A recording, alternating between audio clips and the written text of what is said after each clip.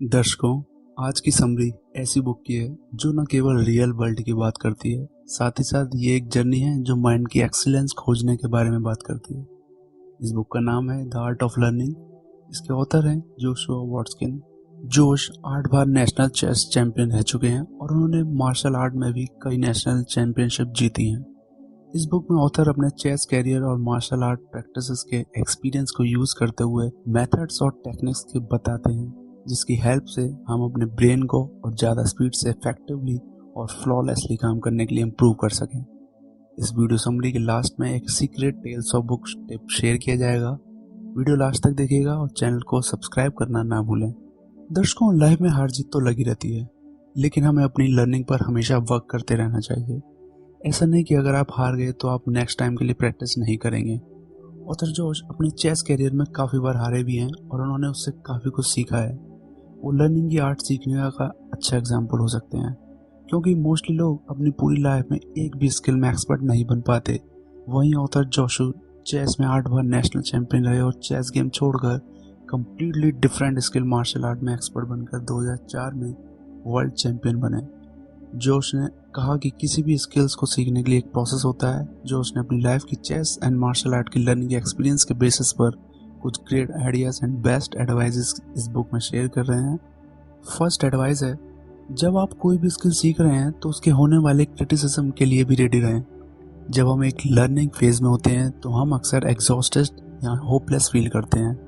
उस टाइम हमको अपनी पॉजिटिव एनर्जी रिड्यूस नहीं होने देनी है। वहीं कुछ लोग क्रिटिसाइज भी करेंगे आपको। दर्शकों, ये सब चीज़ें नेचुरल हैं, बस आपको इन पर कंट्रोल करके अपनी लर्निंग के लिए पॉजिटिव एटीट्यूड बनाए रखना है। हमें अपनी कैपेसिटी पर डाउट नहीं करना है। ये हमें डाउनवर्ड वे की ओर बढ़ा सकता है और इससे हमारे गोल को प्राप्त करने की पॉसिबिलिटी कम हो जाएगी।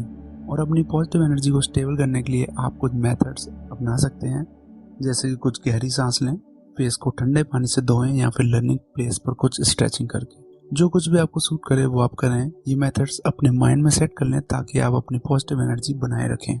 जब ऑथर 10 साल के थे तो उन्होंने एक लेसन सीखा जो सेकंड एडवाइस होगी आपके लिए। अपनी हार से सीखना चाहिए, यानी कि जीतने के लिए पहले हार का सामना करना पड़ेगा। दर्शकों, कोई भी हारना पसंद नहीं करता, लेकिन क्या हमें हार को नेगेटिवली लेना चाहिए? ऑथर ने 10 साल की एज में अडल्ट चेस टूर्नामेंट में पार्टिसिपेट करना स्टार्ट किया था और शुरू में बहुत सारे मैच हारे थे। लेकिन ऑथर जोश ने अपनी परफॉर्मेंस पर सोचना शुरू किया। तब उन्होंने पता किया कि वो कंसंट्रेशन की कमी के कारण मैचेस को हार रहे थे। अडल्ट टूर्नामेंट में मैच काफ़ी लंबे टाइम तक चलते हैं, वही दूसरी तरफ उनके ओपोनेंट अपने एक्सपीरियंस की हेल्प से काफ़ी लंबे टाइम तक खेल पाते थे। और ऑथर अपनी कम एज की वजह से अपने ओपोनेंट के फोकस और कंसंट्रेशन को मैच नहीं कर पा रहे थे। ये वजह पता चलने के बाद ऑथर ने अपनी इस वीकनेस को इम्प्रूव करने के लिए काम करना स्टार्ट कर दिया। दर्शकों, यदि आप अपनी परफॉर्मेंस को बेहतर बनाना चाहते हैं तो हमें उन ओपोनेंट्स को तलाशने की ज़रूरत है जो हमसे कई गुना बेहतर हैं। उनसे बार बार हार कर हम लर्निंग की नई अपॉर्चुनिटी को तलाश कर सकते हैं। हमें हार से निराश नहीं होना है, हमें हार से सीखना है। एंड थर्ड एडवाइस है, एक ऐसा पार्टनर ढूंढना जो आपकी स्किल्स को और ज़्यादा ग्रो करे। जब ऑथर मार्शल आर्ट की वर्ल्ड चैंपियनशिप के लिए प्रैक्टिस कर रहे थे तो उनका daily practice partner martial art में बेस्ट था।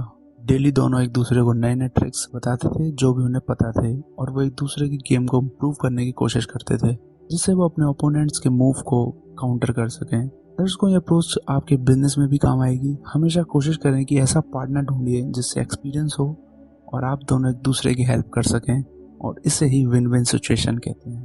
फोर्थ एडवाइस है, अपना एक सॉफ्ट जोन बनाएं। दर्शकों, मोस्टली हम एक पीक परफॉर्मेंस के लेवल पर होते हैं और तभी कोई आकर डिस्टर्ब कर देता है और हम डिस्ट्रैक्ट होकर या तो वो काम खराब कर देते हैं या उस काम को वहीं अधूरा छोड़कर दूसरा काम करने लग जाते हैं और सोचते हैं फिर से जब मूड बनेगा तब वो काम करेंगे। ये कितना फ्रस्ट्रेटिंग होता है। ये कितना अच्छा होगा अगर हमारे पास एक बटन हो जिससे दबाते ही हम अपनी पीक परफॉर्मेंस वाले लेवल पर पहुंच जाएं। दर्शकों, एक रूटीन और प्रैक्टिस को फॉलो करके ऐसा किया जा सकता है। ऑथर ने इस एडवाइस में यही समझाने का ट्राई किया है, एक पल कोई एक्टिविटी या वर्क के बारे में सोचिए जिसमें आप कंप्लीटली फोकस कर सकते हैं। वो मोमेंट जब आप फील करते हैं इस दुनिया में और कुछ है ही नहीं। सपोज ये पल आपकी मेडिटेशन प्रैक्टिस का है। इस एक्टिविटी को करने से पहले 4-5 स्टेप का रूटीन बनाइए, जिससे आप बॉयल वाटर लेते हैं, न्यूज़पेपर पढ़ते हैं, 10 मिनट स्ट्रेचिंग करते हैं और अपना फेवरेट सॉन्ग सुनते हैं। उसके बाद आप मेडिटेशन करने जाते हैं। तो दर्शकों, आप इस रूटीन को हर रोज़ दोहराएंगे तो आप रूटीन और परफॉर्मेंस के बीच एक पावरफुल साइकोलॉजिकल रिलेशनशिप को क्रिएट कर सकते हैं। ये रूटीन आपके लिए नेचुरल हो जाएगा। आप इसे मेडिटेशन से वर्क में भी अप्लाई कर सकते हैं और वर्क से किसी भी स्किल में। इस रूटीन की प्रैक्टिस करने से आप अपने सॉफ्ट जोन में जा सकते हैं।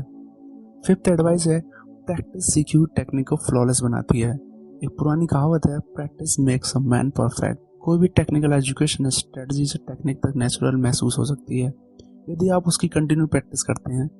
दर्शकों, ज़्यादा प्रैक्टिस से आप अपनी इंट्यूशन को परफेक्ट बना लेते हैं, जिससे आपको अपने ओपोनेंट्स की या कंपेटिटर की दूसरी चालों पर नज़र रखने का टाइम मिल जाता है। दर्शकों, ये सब करने के लिए ह्यूमन माइंड डेवलप होता है। आपको बस एक्स्ट्रा प्रैक्टिस करने की ज़रूरत है। नेक्स्ट एडवाइस है दर्शकों, कैसी भी सिचुएशन आ जाए पर हमें उसके अकॉर्डिंग रिएक्ट करना चाहिए।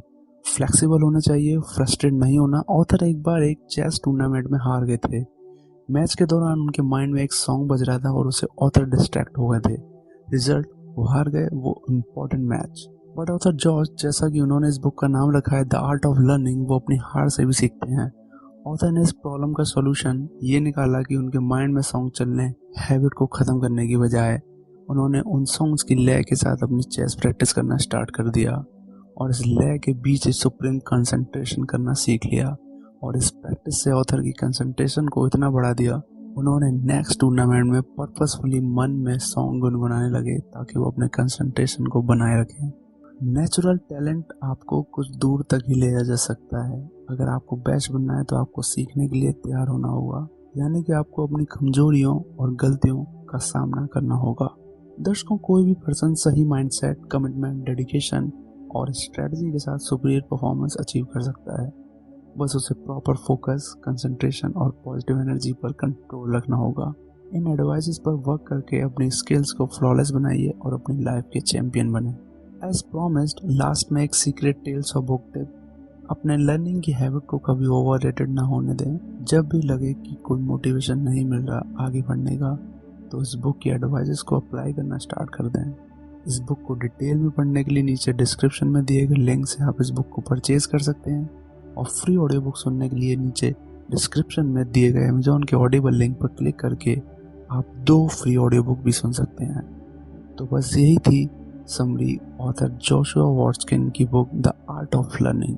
दर्शकों, चैनल को सब्सक्राइब करना ना भूलें। हम आपके लिए और भी कई बेहतरीन बुक्स की समरी लाते रहेंगे जो आपकी लाइफ को बेटर करने में हेल्प करेंगे।